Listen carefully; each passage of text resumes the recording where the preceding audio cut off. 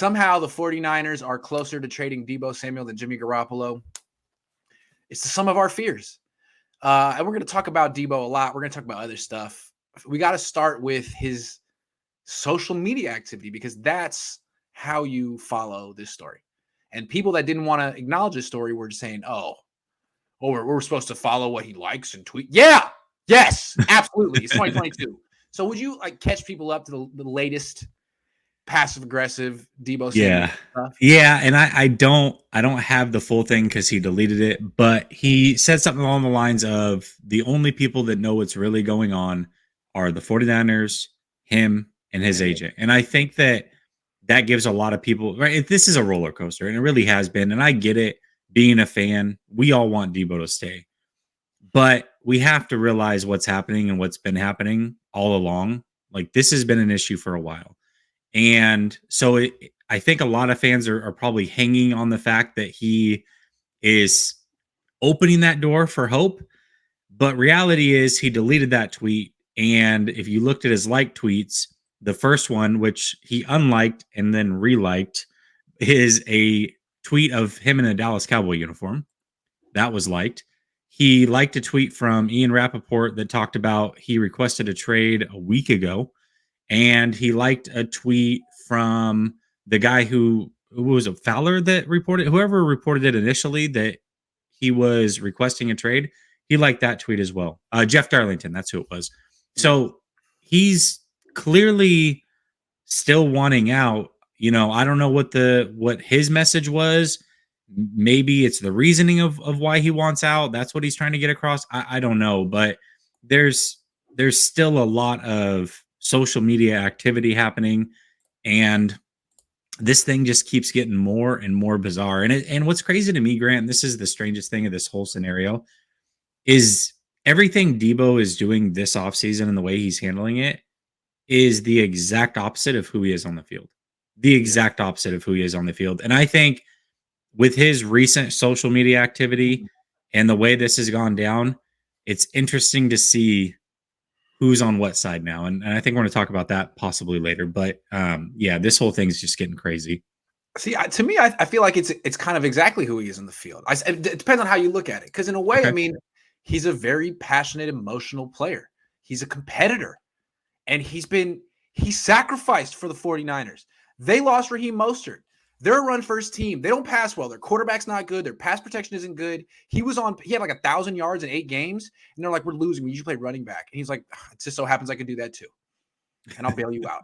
Yeah. And I expect that you're going to appreciate this and see this versatility as adding to my value. But then actually they were probably like, you're more of a running back than a wide receiver. Your playing style isn't going to be long. You're not going to have longevity. Like, oh, actually now you're using it against me. See, to me, it's like he's being very emotional about this, and I feel like that's exactly who he. What did you expect? How would Kobe Bryant act if the Lakers treated him like this? How would Michael Jordan act? I mean, Deebo carries himself like that. He thinks he's that good, and that's part of why he's Deebo. So, what do you really expect him to act? I mean, I don't know. I think the Niners should have seen this coming. Yeah, that's a good point. I mean, he is the ultimate competitor, but at the same time, he's just Mr. Humble, right? And yeah, I'll do whatever the team wants. It's what? I'll do whatever the team wants. Running back. Yeah, and that's what I'm saying. Yeah, and that's he comes across as somebody who's servant on the field, right? I'll do whatever it takes, and he did it multiple times. He sacrificed his body multiple times, but now it's time to get paid. And I really truly understand where he's coming from, but it's starting to rewarded, validated, all of it. It's starting to be a lot, right? Like it's starting to be a lot. Like this whole thing, the way that it's played out with his brother and all these other things, it really is starting to be a lot. So you're seeing fans who were on his side the whole time. Now that even they're starting to sway. But let me just say this. We're trying to read the tea leaves, and the tea leaves are social media likes and unlikes and stuff. The fact that he had an emotional day, he liked some tweets, he unliked them, and he finally said, the only one who knows what's going on is me, the 49ers, and Tory Dandy, whatever the dude's name is. Mm-hmm. makes me feel like maybe he got his message across. I think the reports of the Niners are not eager to trade Deebo Samuel. Maybe the Niners finally like, yo, like, why did it have to come to this? We are willing to pay you what it takes. And Deebo's like, great. And maybe he's like, okay, well, you know what? I take it back. Because really, he never officially made the request. Jeff Darlington made it for him. And now he's saying that no one knows. Like, Jeff Darlington said he talked to you, man. He said he talked to you. But now Deebo's like, well, no one knows. Okay, that almost makes me feel like maybe the Niners are going to work this out. Maybe they're like, Deebo, are you telling me that there's no amount of money we can give to you that's going to work this out? And he's like, actually, there is. Yes, there is an amount. Because I mean, Ian Rappaport made it try to make it seem like it's just about usage. I'm gonna say bullshit, ridiculous. It's about if he plays running back, how you're going to pay him. If you pay him, if you come correct with the price, he'll play like he played last year. That's the whole thing. You have to reward him. So anyway. Well, and I agree with that, and I think that when I hear that, at least the first thing that I thought of when I heard that is all we're hearing when that's being said is what's happening behind the curtain, right?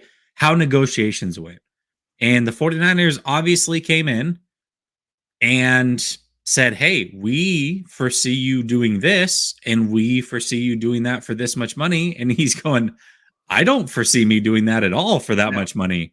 I'll be a wide receiver, which is what I was drafted to be. Yeah. And by the way, I'll do it somewhere else. So I'm out. Like the fact that to think that Deebo is not willing to do whatever it takes to win when that moment comes up, I'm not going to believe that. I'm not going to buy that because I watched it all last offseason. And by the way, it's not just the 49ers that are going to want that from you. If you get traded to the Jets or Texans or whoever it is, Eagles, you don't think that they're going to want you to be a Swiss Army knife? That's what makes you special. That's what makes you worth being paid, is that you bring that to the table. You bring something that nobody else can bring, and you bring something that other people, quite frankly, have been trying to draft for many, many years. Wesley says he is 100% trolling all guys. Hilarious. Yes, he is. Clearly. Josh says, gotta love the Niners After Dark. Great show as always. Keep the great content. Start the kid. Thank you, Josh. Regular Ryan says Deebo's entire argument should be that they lost the NFC Championship and Super Bowl because Kyle forgot he existed. Yeah, I think he was 47% of the offense in the playoffs in terms of yards. 47%. Jeez, He's got insane. Quite the argument.